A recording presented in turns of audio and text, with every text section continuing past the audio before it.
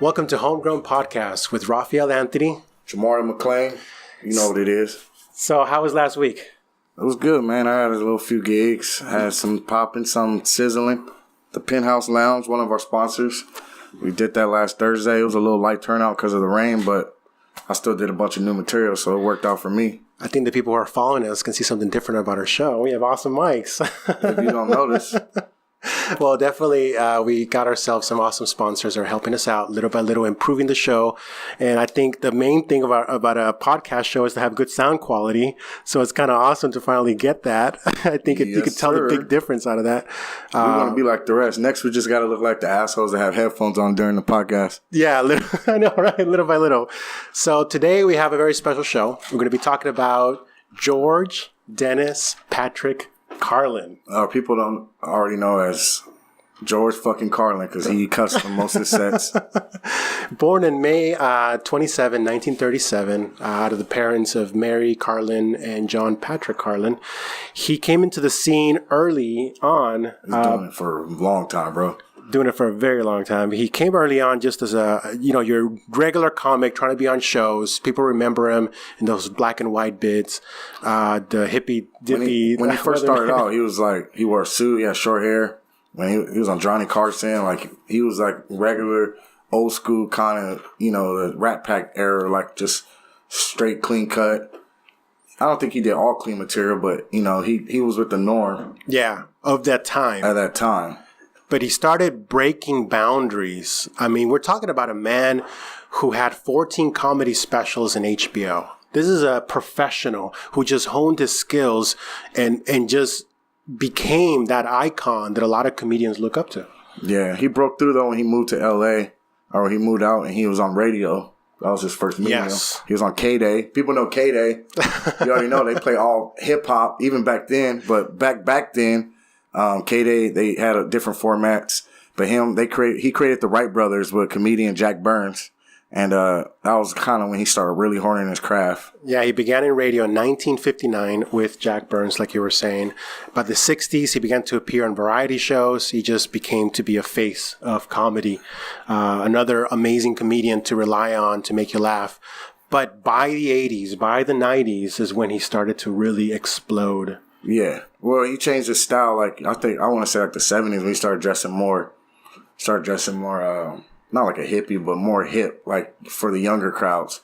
He abandoned the suits. Yeah, the 70s. Wearing jeans, grew his hair out, wearing earrings, and he started cussing more, like saying, fuck the police. Yeah. By the 70s, he performed a very famous show called, The Bit. Yeah, called bit. 7 Words You Can Never Say on Television. Do you remember what those words were? But shit, cunt, ass, dick, Mary and Jane. I don't remember. But he was performing that across the country, and he was one of the few comedians who was being held liable. He was arrested in 1972 in Milwaukee for obscenity. Literally, he got off a stage and they arrested him. The words are actually shit, puss, fuck, cunt, cocksucker, motherfucker, and tits. I think tits should have got a pass. Tits should totally get a pass. Tits should have got a pass. And piss. And what he was doing was trying to wake up America and telling them what is the intent behind these words. Why is it such a big deal? And he was doing a phenomenal job just showing it as an example.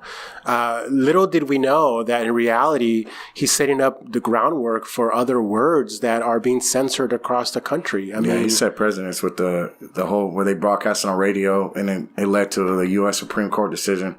It was FCC versus Pacifica Foundation, which is the company that helped define the extent to which the federal government could regulate speech on broadcast television or radio. Yeah. So, yeah, he was already doing that shit back then.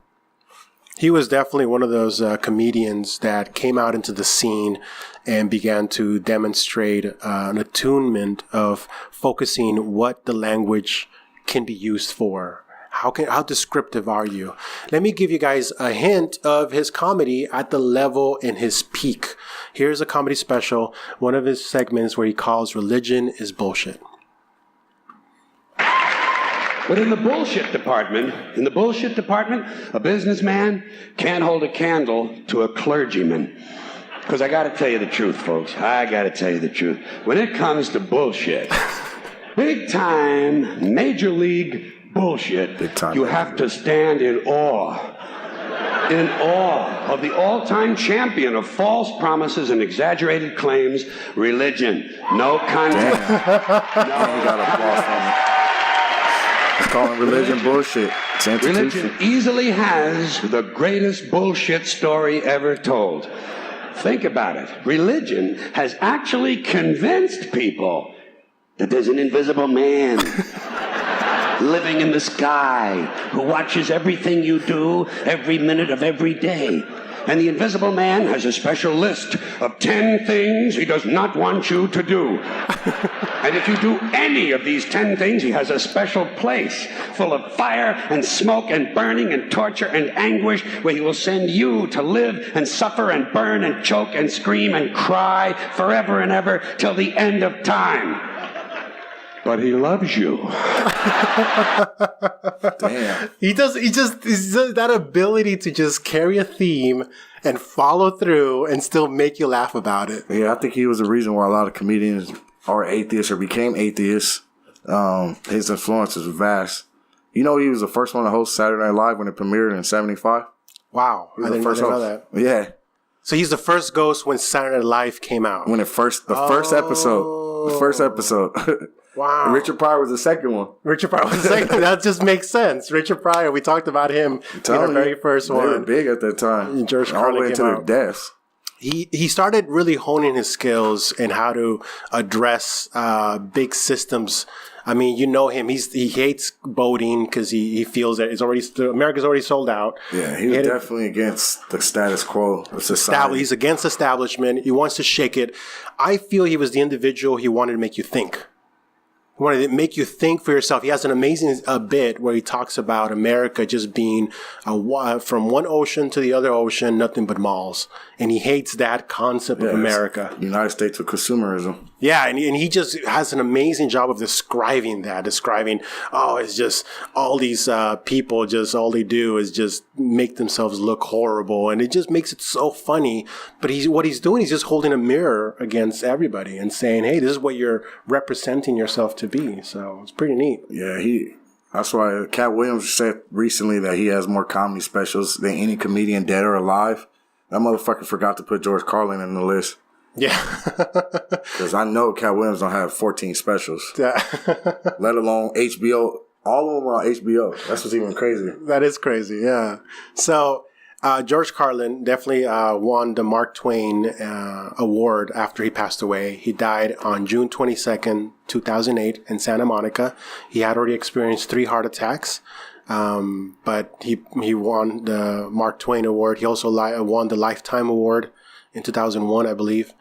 But the great thing about George Carlin is that he grew up in Manhattan, New York, and I feel everybody says that when you live in New York during that time of the 50s and 60s, you see a lot of things change. I mean, New York is the most populated city in the country. Second is only LA. So he must have definitely seen a lot of things change in that place. Yeah, he evolved as a comedian from the beginnings to like what he became, like where he got into more dark comedy. Yeah. Like talking about religion, talking about abortions. Yes. Like he opened up one of his specials saying, he literally opened up one of his specials where the joke was, why is the people that are against abortion are the ones that you wouldn't want to fuck in the first place? Like he literally opened up a comedy special with that. Oh my God, just a shock to the crowd. And then it got an audience applause break. You see, George Carlin had an ability to make you feel that he is offending you because he wants to make you analyze his words and what his intent was. He had very strong opinions for sure, but it's because he wanted you to really come up with your own thoughts about it. That's the world he was coming from. And he did a remarkable job with that. Every single special you see from him, you'll come out of that special thinking, oh, wow, I never thought about it that way. Yeah, he makes you, he's like the thinking man comic. Yeah. But yeah, he wasn't for everybody though, because he actually had a regular residency in Las Vegas where he was performing. But in 2004, his run came to an end. It was at the MGM Grand. where he was terminated after altercation with his audience. It was after a poorly received set filled with dark references to suicide bombings and beheadings. He complained that he could not wait to get out of this fucking hotel and Las Vegas. He wanted to go back east, and he said where the real people are. And, this is what he said. People who go to Las Vegas, you got to question their fucking intellect to start with. Traveling hundreds and thousands of miles to essentially give your money to a large corporation is kind of fucking moronic. That's what I'm always getting here is these kind of fucking people with very limited intellects. Holy I think some people will probably get insulted by that in the audience. Yeah. These are people coming on vacation to see a comedy show and they're getting their asses handed to them. They're getting just all kinds of insults thrown at them. But he was delivering a point. You see, that's the whole thing about it. If you listen to his bits and you get offended by the very first line that he says, you're not understanding the whole aspect of it. He's making fun of what people do to entertain themselves or what people do to make it sound like they are victorious with social justice, and what he's doing is providing you a different perspective, really make you think, really make you shake it up, Here's something about him. He was thrown out of the Cardinal Hayes High School at 15 years old because he was just too rowdy. So he went after Harlem High School and enjoyed drama classes a lot, and that's what pushed him to start performing more. And that's when he began to go into the radio shows in the 50s, and by the 60s he was in variety shows. But by the 70s, he laid down his groundwork. I do want to play with you guys something pretty shocking. Not many people know about this. It's called the Boston Rant. It's a 1957 clip where he talks about the assholes of the police department and the assholes of the fire department. Damn. Mind you. Hey, I respect them. Yes. Our first responders. I can still say fuck the police, though. Exactly. Mind you, he does a remarkable job in really setting the tone. Because when you hear this clip, and we're going to play about 3 minutes of it, we are going to link it in our YouTube channel below. And of course, on our podcast, you'll see the link below as well. But just listen to him, the way he sets it up. He does acknowledge people that are helping. What he's strong about are the lazy assholes. And also he's really honing in on the fact that some cops or some fire department who are not that great. He was on stage. This was during a performance? It was not. Yeah, it was just him ranting. This is him just ranting on a microphone. Yeah, I don't think it was a live audience there. It was not a live audience. It's called the Boston Rant, 1957, way before he started being really up front in the 90s. He was a clean-cut comic back then. He was a clean-cut comic back then. People who don't like the idea of believing that the policemen are the protector of the people, and firemen by the same token. Although I will grant you, firemen and policemen have certain duties which are at times very helpful to the average citizen. But I'm not speaking of these oddball times. After all, how many times in your life have you ever been held up on the streets? How many times have you been stopped in your car by a highwayman? How many times can you say that you have actually been in need of a policeman? Very few, I offer, and I think you will concur. And we are entitled, I think, to a little explanation as to how these people spend their days. Now, when was the last time you looked at a cop and you looked them from head to toe and you thought, geez, I'm in better shape if I try to protect myself? Let us face it, there are a lot of cops with completely gray heads, guys who are just about 5 or 3 or 2 years away from their pensions, and they can do nothing. If, as they say in the comic books, quote, a desperado, unquote, was to confront them, they'd shit in their pants and probably get their gray head shot off. I mean, we can do without this thing. If we're going to have a police force, let us live up to the word police. The police means to keep in order, to protect. There are old, gray-looking bastards, guys that couldn't even protect themselves, much less you and me, patrolling the streets under the pretense of being policemen. This is shameful. Really. Now, frankly, I could care less about the police department itself. But I just don't like the fact that we are being fooled. We are supposed to believe that the police department is here to protect us. These guys are pretty stupid. Firemen are no better than cops. Next time you go to a fire, don't watch the fireman who is carrying the hose or swinging the axe. Don't watch those guys. Those guys obviously have things to do.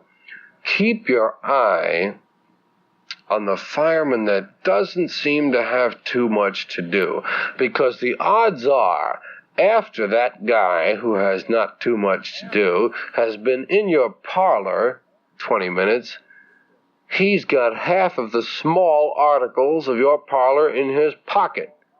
That's right. Firemen are pretty close to being as dishonest as the average dirty goddamn cop.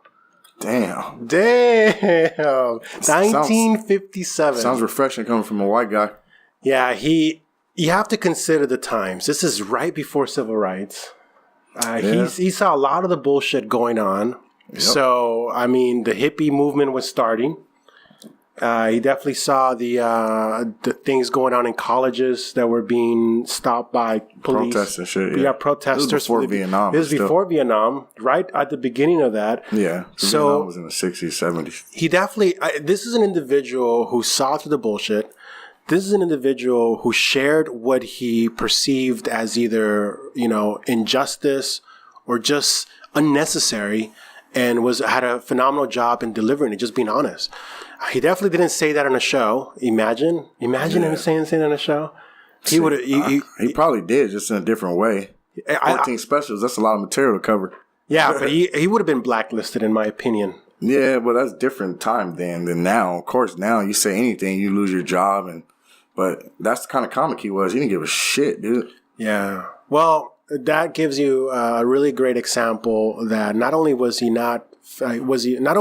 he fearless, but he was a great example to a lot of comics of just speaking their mind and backing it up.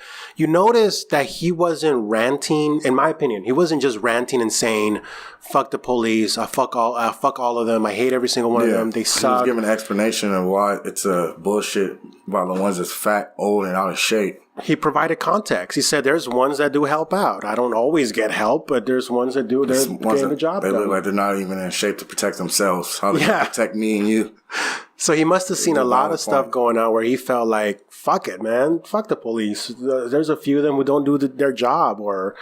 And that's the truth. Mind you, this is before a lot of the FBI caught a lot of issues going on through police departments across the nation. That happened in the 70s Even and the 80s. The FBI was fucking crooked. Yeah, they were pretty crooked too, but they caught a lot of police departments, especially in Chicago and New York, by the 70s and 80s, where they noticed there was a lot of corruption within the police departments.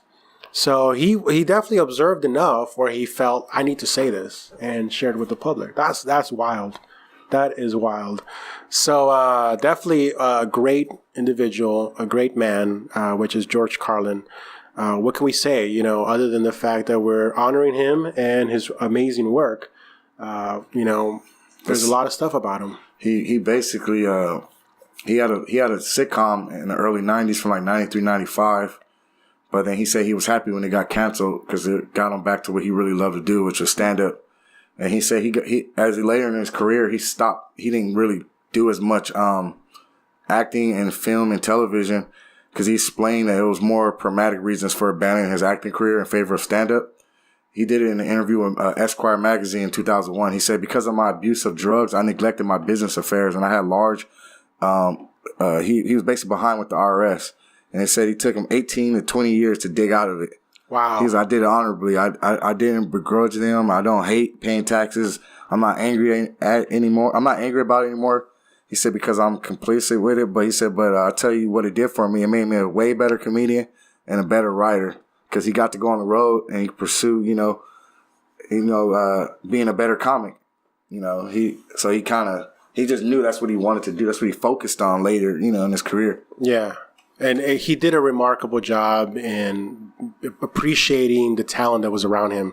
He hanged around with a lot of comedians in that time when he was alive. And he also gave due to a lot of comedians around him. So it was really awesome. When he had his show, his sitcom show, I watched it. I enjoyed it. Third grade. It wasn't that great. I kind of remember it, but I really don't. I remember him having the show, but I was so young. I was really young too. And probably most of the jokes went over our heads anyway. Yeah. But it didn't last very long at all. So Carlin, his influences were obviously Lenny Bruce, Richard Pryor, Jerry Lewis, the Marx Brothers, Spike Jones, and Rich Brothers. These are all old school. But the people he influenced was Dave Attell, the Insomniac comic, Bill Burr, Chris Rock, Jerry Seinfeld, Louis C.K., Louis Black, Jon Stewart, Stephen Colbert, Bill Maher, Patrice O'Neal, Adam Carolla, Stephen Wright, Mitch Hedberg, Russell Peters, Jay Leno, Ben Stiller, Kevin Smith, and Jim Jeffries. And these are all comics that's like, they're all different array of styles, but most of them are like, they're like straight edge. Yeah. No, they don't cut the corners or bullshit. They're just like, each one of them, real blunt and truthful with their comedy. Jim Jeffries has a very huge one against gun control. Well, against, no, not against, he's another comic that's like, he calls out the bullshit of society and the status quo and everything. He's not even from America. That's even worse. He's from freaking, I think, Australia. I want to say he's probably from London. Sometimes I feel like George Carlin was just going down a checklist. He's Australian. Like, did you know that George Carlin was in a kids show, which has to be like a little train where he's the conductor? What show? I'm serious. Like similar to Mr. Rogers? It's similar to Mr. Rogers, but it's a little blue train. I hate myself right now not knowing the name. Everybody's remembering the name, but it's like a little train where he's the conductor. Oh, I forgot the name. It was an actual show, a cartoon, or it was a show? It was with puppets and shit. With puppets, but it was more like still life. Yeah.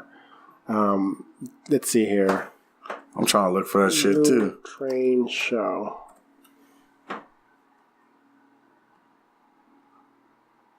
Shit, I don't remember. There you go. Yeah, it's like a little blue train. Looked like this. It wasn't Thomas the Engine. I mean, yeah. It wasn't. It was. It couldn't be. Yes. Was that the name of the show? It was all for kids. Thomas the Engine. It was a television show? Yeah. It was a television show? It was. George Carlin. It was Thomas and Friends, you fucking asshole.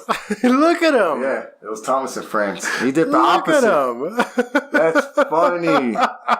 I would see him on PBS. Yeah. And I would be like, what is George Carlin doing? I didn't know it was him. He was the sweetest guy. He was getting that money, dude. He had to get that clean money, too. Not just doing dirty stand-up. Just a nice. It's just you see him up there. He was a narrator, and then he was a narrator for the show. But then they showed him sometimes as the conductor. He was a conductor, just a little. Yeah, but that was like it said from 91 to 96. Yep, Thomas and Friends. 91, 96. That's fucking crazy. Isn't that insane? Yeah, I was like first grade to sixth grade at the time, so I know I was watching that shit too. I was, and you would have never thought. Right? I bet you've seen him and would have never thought. Realize it, yep.